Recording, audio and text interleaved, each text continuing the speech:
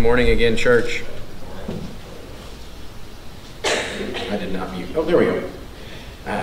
Thank you for joining us as we continue our study in Genesis. This week, picking up at Genesis chapter 26.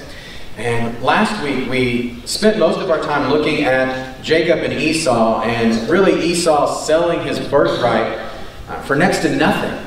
He didn't think about the promise of God or what he had been offered through the relationship that Abraham had to God, and he just sort of threw it away.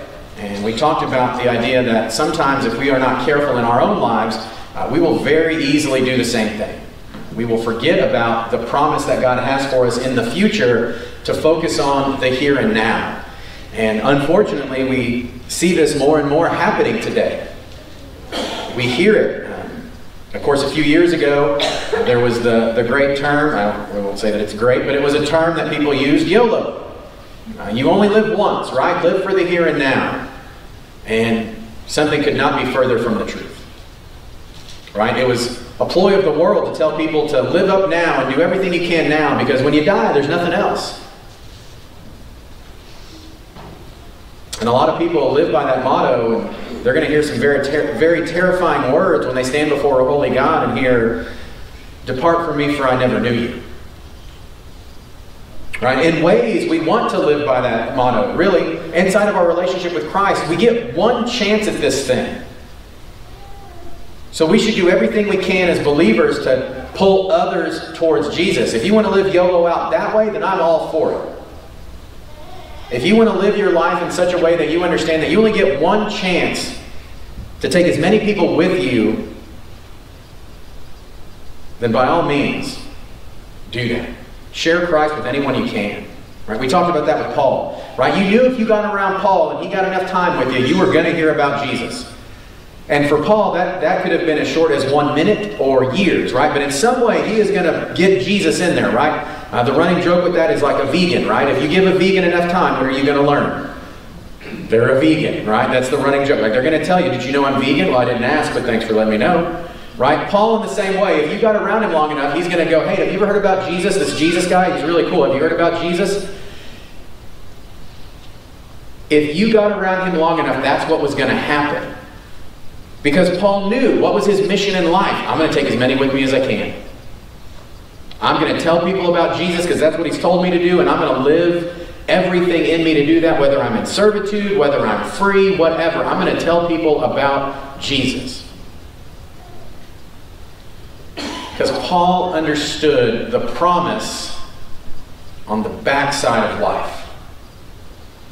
And for us as believers today, that's what we have to understand as well. That the sweetness of our relationship with Jesus isn't our existence here on earth. Yes, there are great things and sweet things about our relationship with Jesus here on earth, but the promise made complete comes on the other side of life. Right? What we have here is nothing in comparison to the perfection that awaits heaven. And don't do yourself a disservice by trying to make it match up here. Right? You hear people say all the time, well, this is heaven on earth. No, it's not. It's nothing in comparison, right? And don't get me wrong, my family and I have been blessed enough to go to some very wonderful places, right? Cal will love this one, right? Levertons, right? That place we went on a trip, we got to, and it's a beautiful island.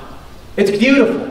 It's amazing. Living vicariously through some of your pictures when you get to go to places I haven't been able to go to. They're amazing places. There's great history. There's rich educational experience. There's beautiful scenery. But it is nothing in comparison to what heaven is going to be like. We don't want to do ourselves the disservice of trying to think, oh, I can see it on this side of life, because you can't. We cannot see the perfection of a place that uses gold as pavement on this side of life. But the world wants you to think that you can. And if you begin to think that way, you will very quickly find yourself in the place of a lot of people that we see in Scripture, which is where you begin living for you. And it's what we're going to see partly today with Isaac. where he is not going to learn from the lessons of his father, and he's going to begin to try to do things his own way for a moment here. And we're going to see how that works for him, because we start at verse 20, or chapter 26, verse 1 says this: "There was another famine in the land in addition to the one that occurred in Abraham's time. And Isaac went to Abimelech, king of the Philistines at Gerar. The Lord appeared to him and said, 'Do not go down to Egypt. Live in the land that I tell you about. Stay in this land as a foreigner, and I will be with you and bless you. For I will give all these lands to you and your offspring, and I will confirm the oath that I swore to your father Abraham. I will make your offspring as numerous as the stars of the sky. I will give your offspring all these lands, and all the nations of the earth will be blessed by your offspring. Because Abraham listened to my voice and kept my mandate, my commands, my statutes, and my instruction.' So Isaac settled in Gerar." Notice here that God doesn't say anything about the relationship between him and Isaac yet. The relationship that's being taken care of here is the relationship between God and Isaac, but why is it being sustained? Because of the faithfulness of Abraham. In the same way, when we look in the New Testament, the man whose friends opened up the hole in the roof and lowered him down in front of Jesus, and what was Jesus' response? "Because of the faith of your friends, you have been healed." God here telling Isaac, I made a promise to Abraham, and I'm going to live up to that promise because of what Abraham did. But Isaac here, thankfully at this point at least, realizes that he needs to listen. Because God's given him instruction here. God's telling him, I will live up to this covenant that I've made with Abraham, but you're still going to have to do some stuff. You're still going to have to follow instruction. You need to stay where I tell you to stay and do what I tell you to do. And notice here, inside of this with God, just like with us, what we see here is God's instructions at this point are not difficult. Right? Let's be honest. Let's think about these instructions. What are they? Stay where I tell you to stay. Do what I tell you to do. Right? For my military folks in here, it sounds very similar, doesn't it? Right? When you join the military, what do they tell you early on, right? Follow instructions. Go where I tell you to go. Do what I tell you to do. Right? And if you can follow those instructions, it makes life a little bit easier, doesn't it? Right? In the same way inside of the school world, what we found with some of our students, at least what I'm finding with students, we did an experiment on Friday. We're teaching potential and kinetic energy.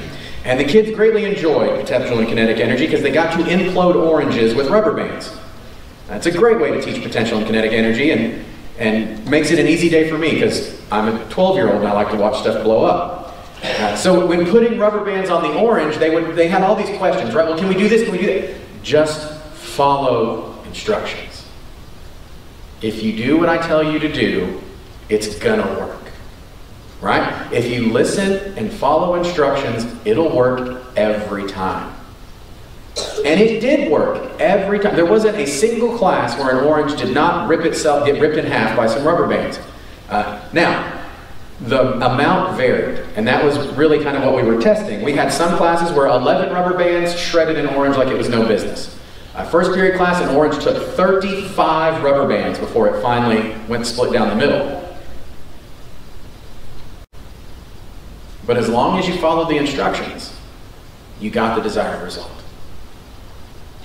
The timing might have looked different. It might have split differently than the others, but it worked every time. In the same way with our relationship with God, we are given the instructions to follow. Your timing may look different than someone else's timing. Your results may look different than someone else's results, but it's going to work every single time. God's going to deliver every single time. And that's the greatness of it. It was amazing to watch as we were doing these experiments. You'd see the kids at 11, it splits, and they're excited.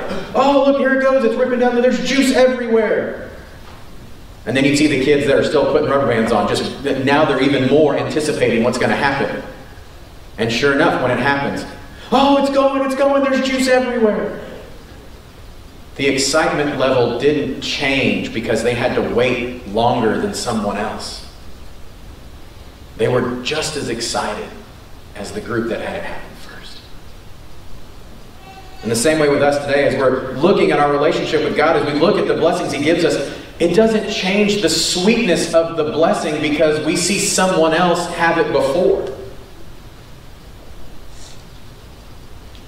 But if we find ourselves looking at others and going, oh, it's not fair. Why hasn't mine come yet? It can't. Because you're not looking.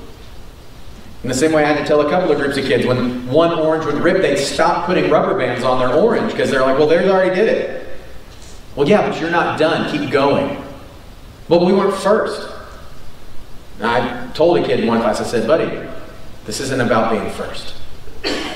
This wasn't a race to see who could destroy theirs first. Just keep going. And so after a few more rubber bands and their orange begins to split, sure enough, first kid, it's going, Mr. Leverton. Okay, watch, dude. Like, let it go. Like, enjoy it.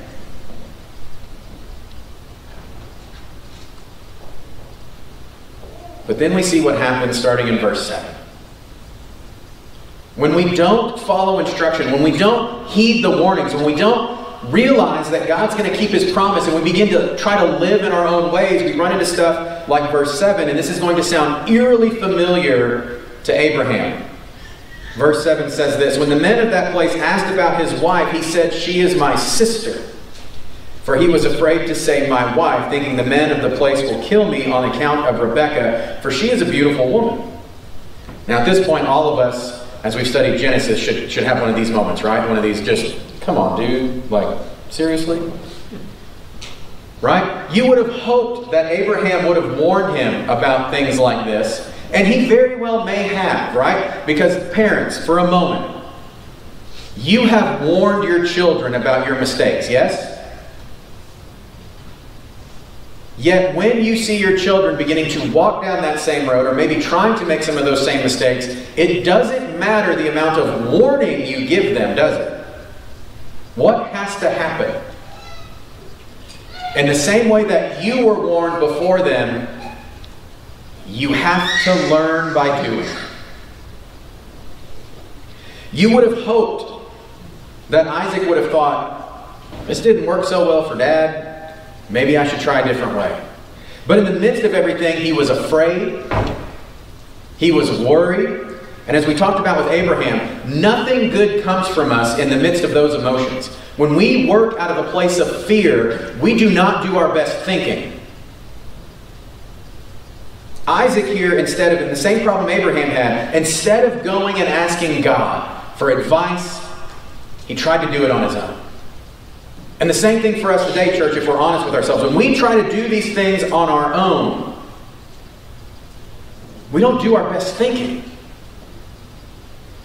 Verse 8 picks up. When Isaac had been there for some time, Abimelech, king of the Philistines, looked down from the window and was surprised to see Isaac caressing his wife Rebekah.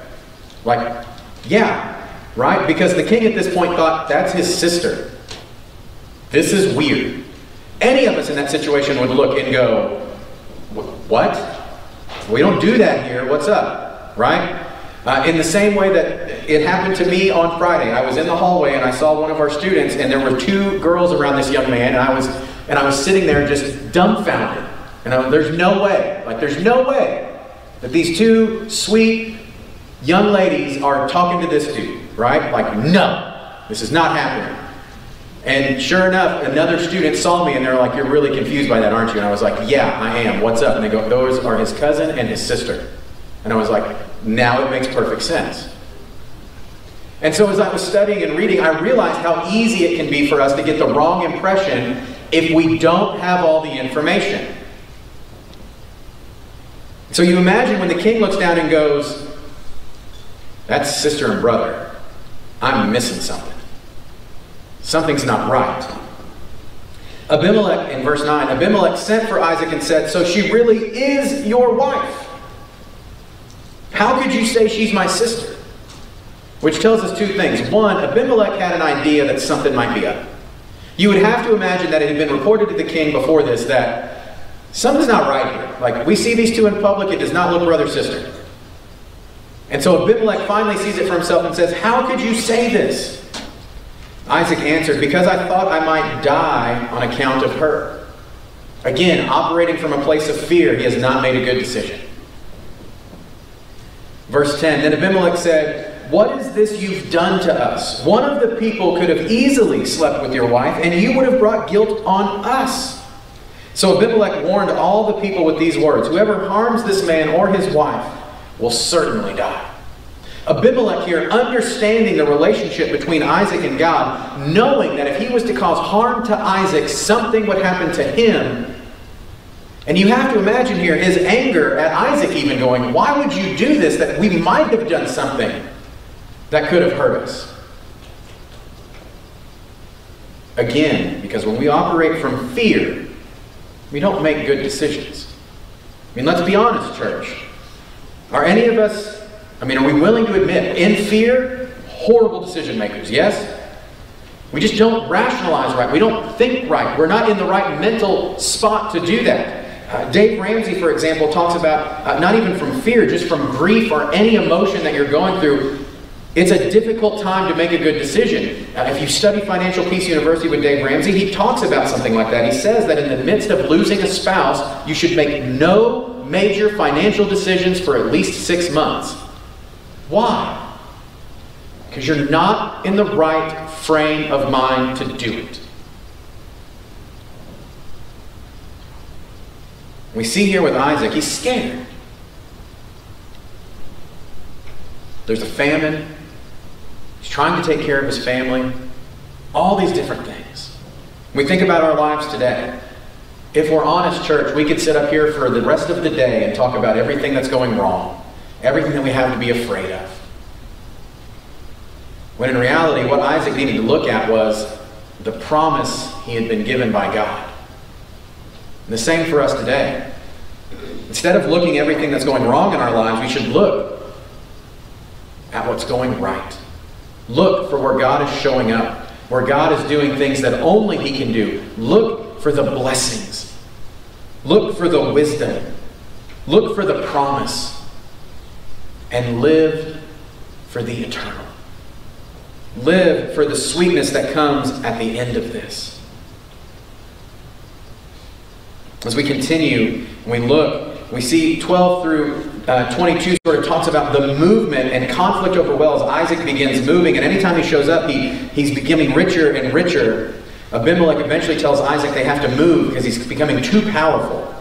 But every time Isaac moves somewhere, he digs a well, finds water, and the Philistines move him along. They basically lay claim to it.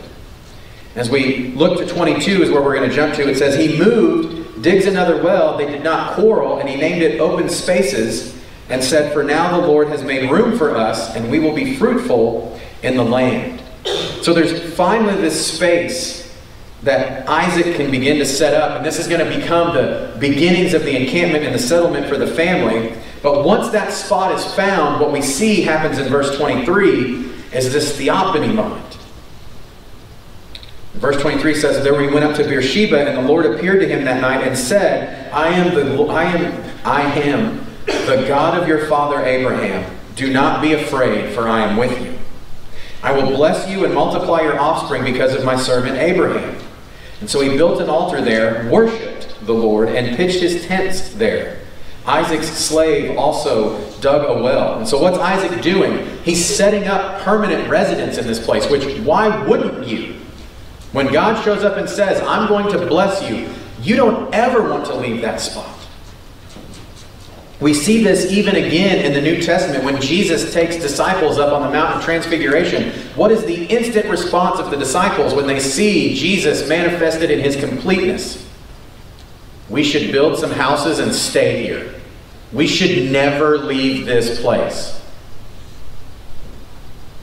Isaac's doing that. God spoke to me here, I don't leave here. Why?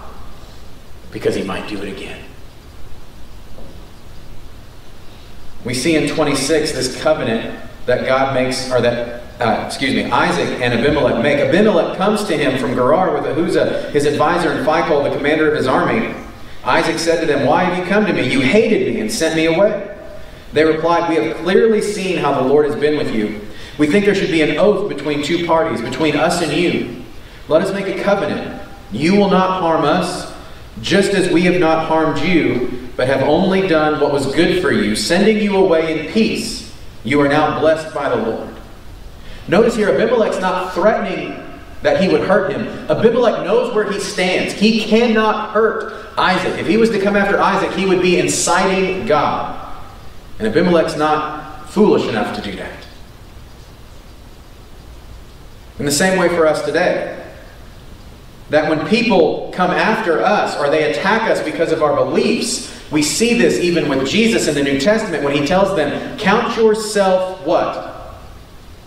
"Worthy enough to struggle on my behalf." Abimelech here understanding that he's not going after, if he goes after Isaac, he's not going after Isaac the person, he's going after God. And he knows it's a fight he can't win. That's the promise Christ makes to us still, that when people come after us because of our faith, they're not coming after us personally, they're going after God. And it's a fight they can't win. Well, what does that say for us? That we should never live in fear. If God's for me, who can be against me? That we should never operate from a place of fear, because when we stand up in faith and move forward in what God's calling us to do, it's not us anymore. It's Him.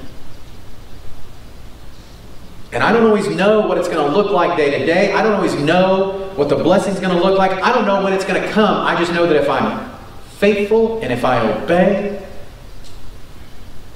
I know what the result's going to be. Whether it's 11 rubber bands or 35 rubber bands, the result will be the same. God will show up. He will do what only He can do. And there will be no doubt in what happened. When people come at me about my faith, I'm always willing to have a reasonable conversation. I'm not going to fight. I tell them all the time, I'm not going to argue with you. I'm not going to yell and scream, but I'll talk. But there are some non-negotiables. This is where I stand. We are not moving the line from here.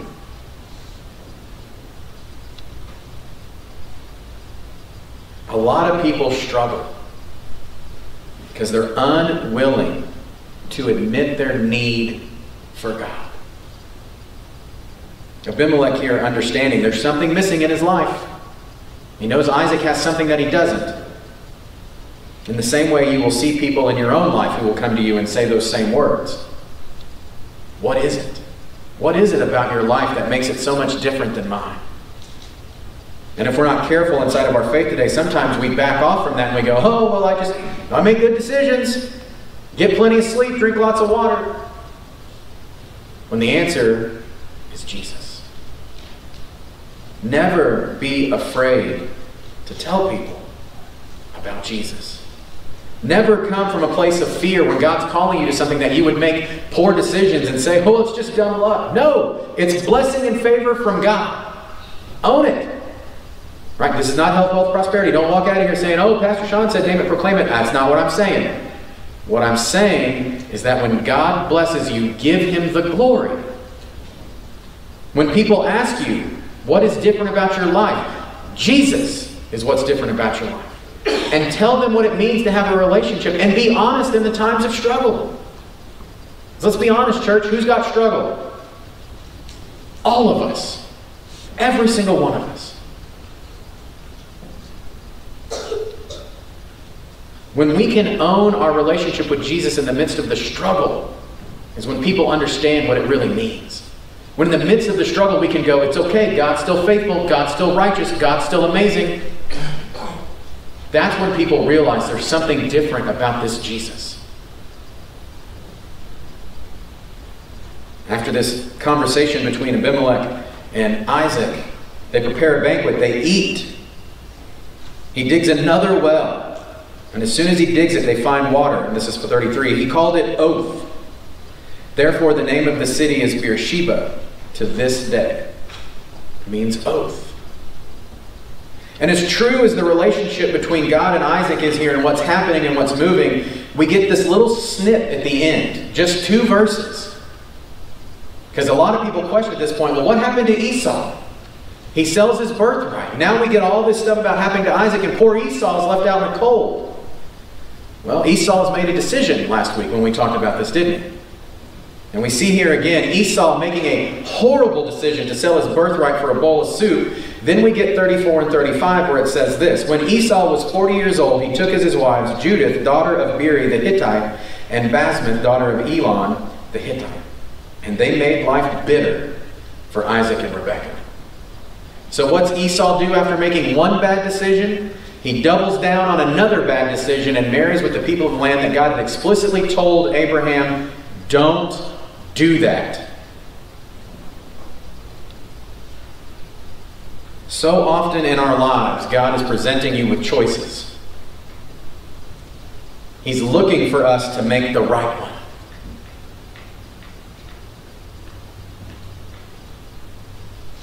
We all have choices to make today.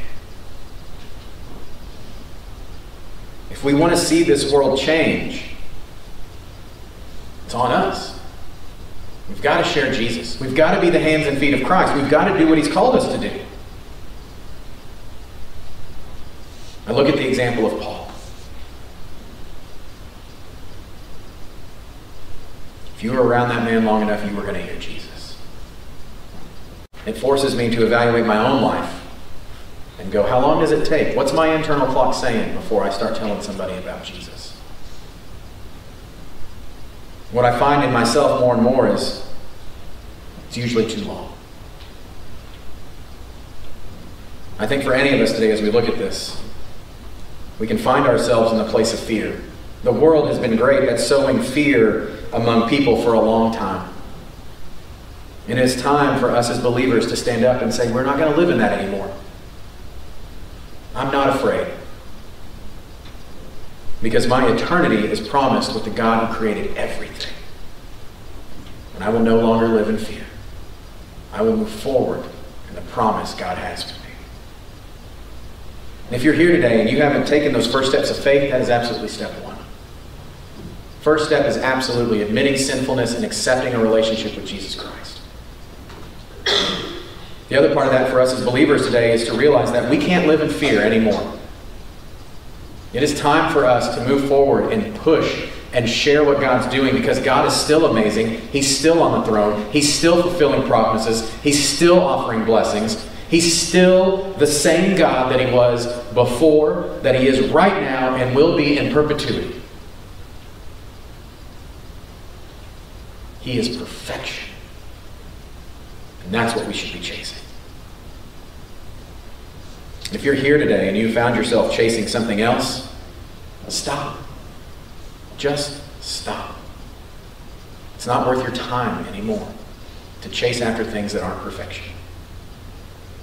Unfortunately, sometimes that realization comes to us, I hear it all the time in our older generation, right? They finally get to a point where they realize, man, I chased stuff for so long that it was worthless. Come to the realization today, regardless of age, that I'm not going to chase after anything except perfection from here on out. Because it's the only thing worth my time.